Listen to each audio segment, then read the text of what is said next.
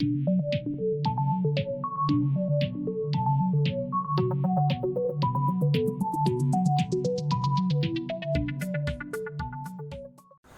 up guys, welcome to our channel. Today we are going to continue working with our 2015 Jeep Cherokee. As you know, in previous video we have finished the front end assembly, but we have to continue with the paint job. So today we are going to start with the wet sanding the paint and then going to buff the paint. For sanding, I'm going to use the masking tape to mask the area which I don't want to sand, and then I'm going to use the machine to sand the major part of the area, and for small part of the area I'm going to use the sand block and the small sandpaper.